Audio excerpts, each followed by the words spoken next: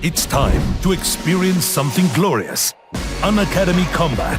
Compete, crack, conquer.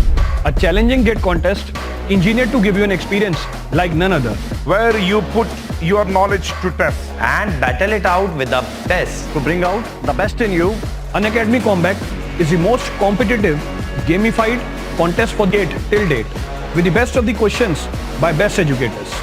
with detailed video solutions from top educators right after each contest. Combat live with peers to get real-time rankings and win big. Participate in every contest to improve your ratings. Challenging contests every fortnight or alternate Sunday. Live ranking after every question. Big rewards for top rankers. Your passion to crack GATE deserves this. Your hard work towards your dream deserves this. Fuel your inner fire for the ultimate GATE challenge. Unacademy Combat. Register now.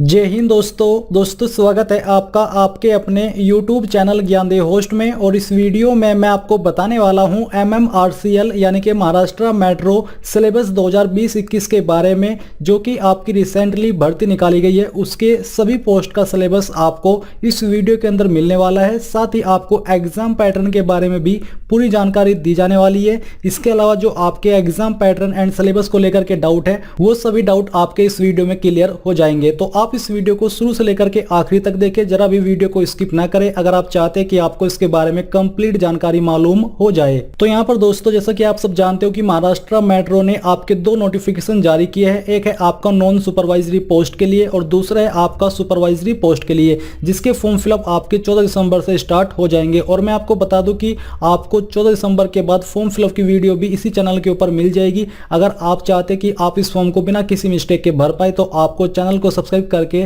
Bell के icon को on रख लेना है ताकि आपको वो video मिल जाए। अब चलिए बात करते हैं इसके सिलेबस के बारे में। तो ये आपका ऑफिशियल नोटिफिकेशन है और इसी ऑफिशियल नोटिफिकेशन से मैं आपको एग्जाम पैटर्न एंड सिलेबस की जानकारी देने वाला हूं। इसलिए आप इस जानकारी के माध्यम से अपने एग्जाम की प्रिपरेशन बिना किसी हिचकिचाहट के कर सकते हो। तो चलिए दोस्तों, अब शुरू करते हैं। तो ये आपका जो अभी आप वीडियो में देख पा रहे हो सिलेक्शन प्रोसेस, ये आपका सुपरवाइजरी पोस्ट का है। इसमें आपको बोला है कि for the post of station controllers, train operator, train controller, post number serial जो कि आपकी फर्स्ट है, इसमें जो आपका सिलेक्शन किया जाएगा वो आपका यहाँ पर 4 स्टेज के अंदर होगा। जिसमें आपकी पहली स्टेज है ऑनलाइन टेस्ट यानी कि कंप्यूटर बेस्ड टेस्ट, दूसरी है psycho test and personal interview, और इसके बाद होगा आपका मेडिकल एग्जाम इन A1 यानी कि A1 कैटेगरी में आपका मेडिकल एग्जाम होगा। इस प्रकार से आपका इस पोस्ट का सिलेक्शन 4 स्टेज के अंदर किया जाएगा। फिर बात करते हैं आपकी अन्य पोस्ट, जैसे कि section engineer, junior engineer electrical in discipline की, और जिनका सीरियल नंबर आपका 2 से 9 के बीच में है। इसका जो सिलेक्शन किया जाएगा वो यहाँ पर आपका 3 स्टेज के अंदर किया जाएगा। पहला है आपका ऑनलाइन टेस्ट यानी कि computer based test and personal interview, जो कि आपका मेडिकल एग्जाम के द्वारा फॉलो किया जाएगा। और ये आपका A3 कैटेगरी में जो मेडिकल एग्जाम है वो होने वाला है। फिर यहाँ पर थोड़ा और डिटेल्ड में इसके बारे में बात करते हैं। तो दी सिलेक्शन प्रोसेस वुड जज डिफरेंट फैक्ट्स ऑफ नॉलेज, यानी कि जो आपका सिलेक्शन प्रोसेस है, ये आपका जो नॉलेज है वो अलग अलग फेसिस्ट को परखने के लिए किया जाएगा। जिसमें कि आपका स्किल होगा, comprehension, aptitude and physical fitness होगा। Candidate will have to pass through each stage successfully, यानी कि जितने भी कैंडिडेट इसमें अप्लाई कर रहे हैं उनको प्रत्येक स्टेज के अंदर सक्सेसफुली पास होना होगा, इंक्लूडिंग मेडिकल एग्जाम में, यानी कि मेडिकल एग्जाम में भी आपको पास होना होगा। Before being adjudged as suitable for selection, यानी कि सिलेक्शन से पहले आपको इन सब को पास करना होगा। Candidates who fail in the prescribed medical test will not be given any alternate employment and decision of the corporation is final on this issue, यानी कि जो कैंडिडेट मेडिकल एग्जाम के अंदर भी फेल हो जाते हैं उनको यहाँ पर कोई अतिरिक्त एम्प्लॉयमेंट अल्टरनेट नहीं दिया जाएगा। वो पूरी तरीके से इस वैकेंसी की रेस से या फिर इस जॉब की रेस से बाहर कर दिए जाएंगे। Dates of online examination, result of online examination and all recruitment related information shall be available only on website, यानी कि जो डिटेल से वो आपको ऑफिशियल वेबसाइट के ऊपर टाइम टू टाइम मिलती रहेगी। और अगर आप चाहते कि जो भी इसके बारे में लेटेस्ट अपडेट आए मैं आपको टाइम टू टाइम देता रहूं ताकि आपसे इस भर्ती के बारे में कोई भी जानकारी मिस ना हो, तो आप मुझे कमेंट करके बता सकते हैं कि सर हमें इसके बारे में अपडेट चाहिए जब तक ये भर्ती कंप्लीट न हो जाए। फिर यहाँ पर दोस्तों जो आपका मेडिकल एग्जाम होने वाला है उसमें आपका क्या होगा वो आप देख लीजिए। इन पोस्ट का आपका मेडिकल स्टैंडर्ड A1 का रहेगा और इन पोस्ट का आपका A3 का रहेगा। अब ये A1 A3 स्टैंडर्ड क्या होता है इसके बारे में आप यूट्यूब के ऊपर सर्च कर लीजिए, आपको काफ़ी सारी वीडियो मिल जाएगी कि A1 की कैटेगरी में किस लेवल का मेडिकल टेस्ट होता है और A3 की कैटेगरी में किस लेवल का टेस्ट होता है। फिर यहाँ पर दोस्तों अब डिटेल्ड में बात करते हैं सिलेक्शन प्रोसेस के बारे में। तो यहाँ पर जो आपका ऑनलाइन टेस्ट यानी कि कंप्यूटर बेस्ड टेस्ट होगा जो कि आपका सीरियल नंबर 1 से 9 वाली पोस्ट का होगा। इसमें आपके 3 पार्ट होंगे, पार्ट 1, पार्ट 2, पार्ट 3, और ये आपका जो एग्जाम का टाइम रहेगा ये आपका 2 घंटे का होने वाला है। पार्ट 1 के अंदर आपकी मराठी लैंग्वेज होगी जिसके अंदर 15 क्वेश्चन होंगे। Candidate scoring minimum 40% passing marks, यानी कि इसमें आपको कम से कम 40% लाने होंगे। Part 1 will only considered eligible for evolution of part 2 and part 3, यानी कि जो आपका पार्ट 1 है इसमें आपको ये कंसिडर सिर्फ किया जाएगा पार्ट 2 एंड पार्ट 3 के लिए। फिर यहाँ पर दोस्तों जो आपका पार्ट 2 है इसके बारे में भी बात कर लेते हैं। It will consist of multiple choice objective type question, यानी कि इसके अंदर आपके मल्टीपल ऑब्जेक्टिव टाइप क्वेश्चन जिसको कि हिंदी में आप बहुविकल्प बोलते हैं, और जिसमें कि आपको एक क्वेश्चन के लिए 4 विकल्प दिए जाते हैं जिसमें से एक विकल्प सही होता है। और जो इन क्वेश्चन का लेवल रहेगा वो आपका इंग्लिश मीडियम रहेगा, यानी कि ये ना तो मराठी के अंदर आएंगे और ना ही हिंदी के, ये सिर्फ इंग्लिश के अंदर आएंगे। और जो इसके अंदर जो सब्जेक्ट है, जिन सब्जेक्ट से क्वेश्चन आपके आने वाले हैं वो है आपका general awareness, logical ability, quantitative aptitude. इन 3 सब्जेक्ट से आपके क्वेश्चन आएंगे। There will be total 35 question, और इसके अंदर कुल 35 क्वेश्चन होंगे। ईच कैरिंग इक्वल मार्क, और प्रत्येक के लिए आपको 1 नंबर दिया जाएगा, यानी कि एक क्वेश्चन के लिए आपको 1 नंबर दिया जाएगा। There shall be negative marking for every wrong incorrect answer, यानी कि यहाँ पर आपकी नेगेटिव मार्किंग भी होने वाली है। अब दोस्तों यहाँ पर एक बहुत ही बड़ी प्रॉब्लम ये है कि जिन कैंडिडेट के अंदर तुक्का मारने की अद्भुत कला होती है वो यहाँ पर इस अद्भुत कला का प्रदर्शन नहीं कर सकते, क्योंकि जैसा कि आपने अभी रीड किया और मैंने आपको बताया कि इसके अंदर नेगेटिव मार्किंग होने वाली है। तो ऐसे में मैं उन कैंडिडेट को कहना चाहूंगा जिन कैंडिडेट के अंदर ये तुक्का मारने की अद्भुत कला है कि वो इस अद्भुत कला का प्रयोग न करें। अगर वो इसका प्रयोग करेंगे तो ऐसे में उन्होंने जो राइट आंसर देकर के नंबर कमाए हैं उनको भी खो सकते हैं। इसलिए इसको थोड़ा कंट्रोल रखें और कहीं और पर इसको इस्तेमाल कर लीजिए, यहाँ मत कीजिए। अगर आपको करना है तो मैं आपको बेनिफिट ऑफ डाउट के रूप में ये कह सकता हूं कि अगर आप 2 ऑप्शन के बीच में कंफ्यूज है तो वहां पर आप इसको थोड़ा बाहर आने की अनुमति दे सकते हैं, जिससे कि आपको घर आकर के ये ना सोचना पड़े कि यार मैंने इसका ये आंसर क्यों नहीं दिया, क्योंकि मुझे लग रहा था ये वाला आंसर है। तो ऐसे में आप इसका यूज कर सकते हो। फिर यहाँ पर है 1/3 of the marks allotted for each question shall be deducted for wrong answer, यानी कि यहाँ पर 1/3 मार्क्स की आपकी बेसिकली निगेटिव मार्किंग होने वाली है।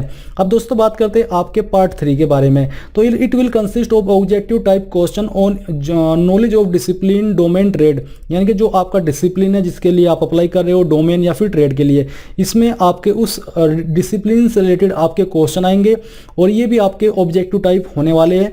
देयर विल बी 100 क्वेश्चन, और यहाँ पर आपके कुल 100 क्वेश्चन इसके अंदर पूछे जाएंगे और प्रत्येक के लिए आपको 1 नंबर दिया जाएगा।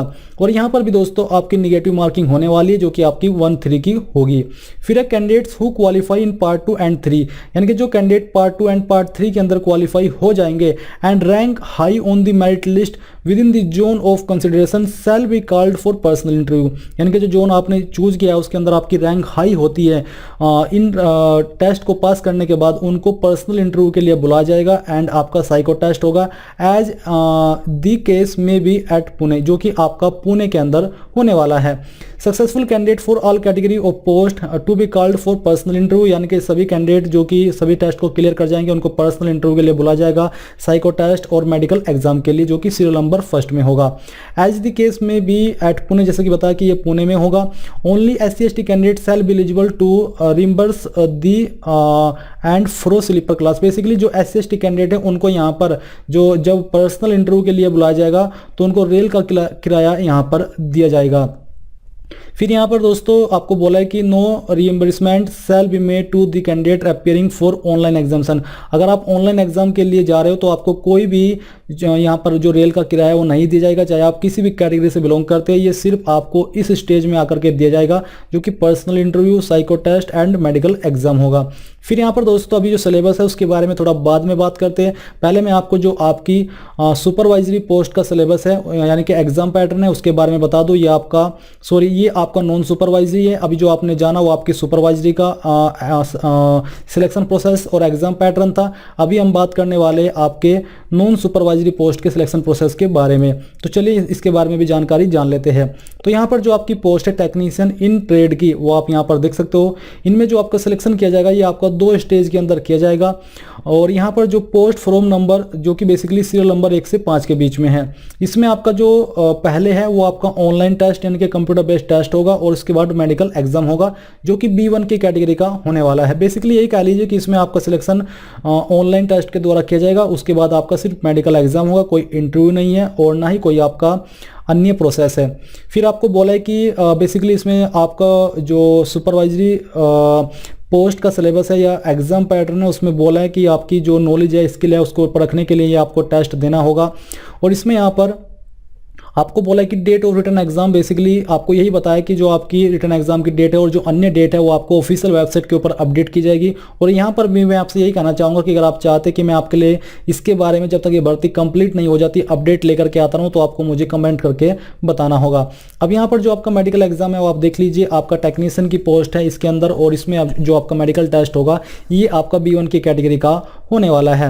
एग्जाम पैटर्न की बात करें तो जो आपकी सीरियल नंबर 1 से 5 तक की पोस्ट है इसमें जो आपके रिटन टेस्ट है वो उसके अंदर 3 पार्ट्स होंगे, फर्स्ट पार्ट 2 और 3। और इसके लिए भी आपको करने के लिए 2 घंटे का समय दिया जाएगा। पार्ट 1 के अंदर आपकी मराठी लैंग्वेज होगी जिसमें कि 10% मार्क्स यानी कि 15 क्वेश्चन होंगे और candidate scoring minimum 40% passing marks in part only. Part 1 will only consider eligible for evaluation, यानी कि जो कैंडिडेट मिनिमम पार्ट 1 के अंदर 40% मार्क्स प्राप्त करेंगे उन्हीं को पार्ट 2 एंड पार्ट 3 के लिए कंसिडर किया जाएगा एवुलेशन के लिए। फिर यहाँ पर जो आपका पार्ट 2 है वो भी आप देख लीजिए, इसके अंदर आपके multiple choice objective type question होंगे जो कि आपके बिलिंगुअल होंगे, यानी कि हिंदी और इंग्लिश दोनों लैंग्वेज के अंदर आएंगे, ना कि मराठी के। जैसा कि आपने देखा कि सुपरवाइजरी की पोस्ट में जो आपका पेपर आएगा वो सिर्फ इंग्लिश लैंग्वेज में आएगा और यहाँ पर आपका पेपर हिंदी और इंग्लिश दोनों में आएगा, मराठी में नहीं आएगा। और जो आपका सब्जेक्ट है वो आपका जनरल अवेयरनेस, लॉजिकल एबिलिटी और क्वांटिटेटिव एप्टीट्यूड होने वाला है। इसके अंदर भी आपके 35 क्वेश्चन होंगे जिसके लिए आपको 1 नंबर दिया जाएगा और यहाँ पर भी आपकी निगेटिव मार्किंग होने वाली है जो कि आपकी 1-3 की होने वाली है। फिर है पार्ट 3। तो पार्ट 3 के अंदर यहाँ पर आपका जो पेपर है इसमें भी आपके 100 क्वेश्चन आएंगे और इसमें जो आपकी क्वेश्चन आएंगे वो आपके ट्रेड से रिलेटेड होंगे, यानी कि जो भी ट्रेड में आप अप्लाई कर रहे हो उस ट्रेड से रिलेटेड आपके 100 क्वेश्चन होंगे।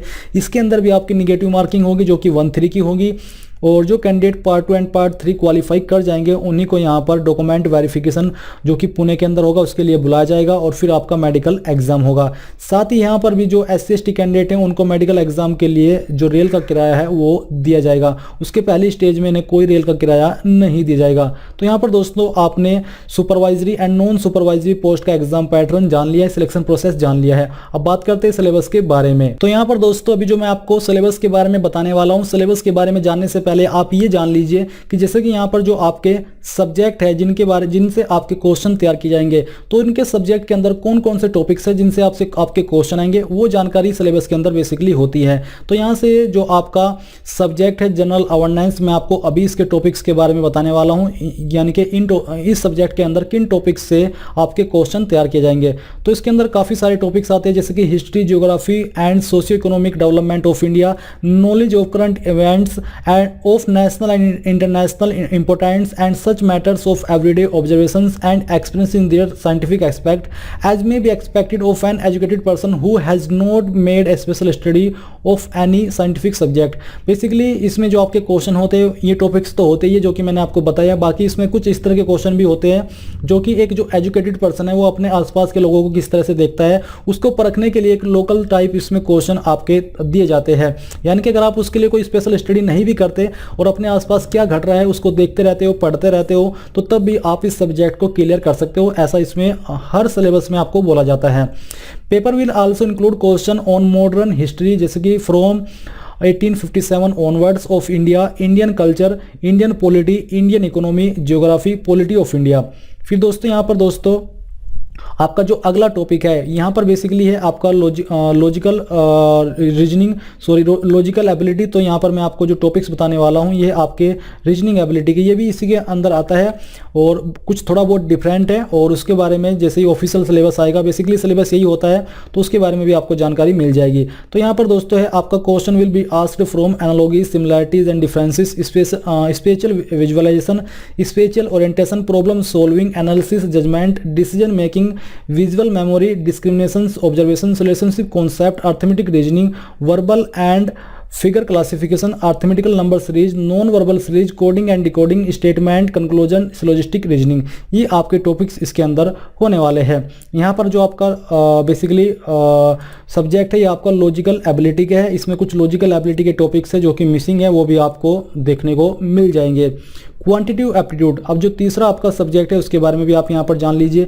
इसके अंदर आपके काफ़ी सारे टॉपिक्स है, आपको यहाँ पर दिया जा रहा है कि the questions will be designed to test the ability of appropriate use of numbers and number of sense of the candidate. The scope of the test will be computation of whole numbers, decimal fraction and relationship between numbers, percentage, ratio and proportion, square roots, average, interest, profit and loss, discount, partnership, business, mixture and allocation, time and distance, time and work, basic algebraic identities of school, algebra and elementary sets, graph of linear equations, triangle and its various kinds of centers। और यहाँ पर दोस्तों काफ़ी सारे आपके topics हैं, आप इनको सभी को देख लीजिए। इन्हीं टॉपिक में से आपके क्वेश्चन तैयार किए जाएंगे। तो यहाँ पर दोस्तों मैंने आपको जो टॉपिक्स बताए हैं सब्जेक्ट के, ये आपके दोनों में सेम रहेंगे। अगर कुछ इनमें अलग होगा तो आपके क्वेश्चन का लेवल, यानी कि जो आपकी सुपरवाइजरी पोस्ट है, सुपरवाइजरी कैटेगरी के अंदर की जो पोस्ट है उसमें जो आपका लेवल रहेगा वो आपके ग्रेजुएट लेवल के क्वेश्चन होंगे। और जो आपकी नॉन सुपरवाइजरी यानी कि टेक्नीशियन की पोस्ट है, इसमें जो आपके सब्जेक्ट है ये वाले, इनके जो क्वेश्चन आएंगे वो आपके 12th लेवल के होने वाले हैं। तो यहाँ पर दोस्तों आपने इसके बारे में जानकारी जान ली है। अगर आपका कोई भी सवाल है एग्जाम पैटर्न और सिलेबस को लेकर के तो आप मुझे कमेंट करके पूछ सकते हैं। एंड इस वीडियो के लास्ट में बस आपसे यही कहना चाहूँगा कि आप इस वीडियो को लाइक, शेयर और साथ ही साथ आपके अपने यूट्यूब चैनल ज्ञानदेव होस्ट को सब्सक्राइब करके बेल के आइकन को ऑन कर ले, ताकि आपको आगे आने वाली वीडियोज़ के नोटिफिकेशन सबसे पहले मिल पाए। जय हिंद दोस्तों।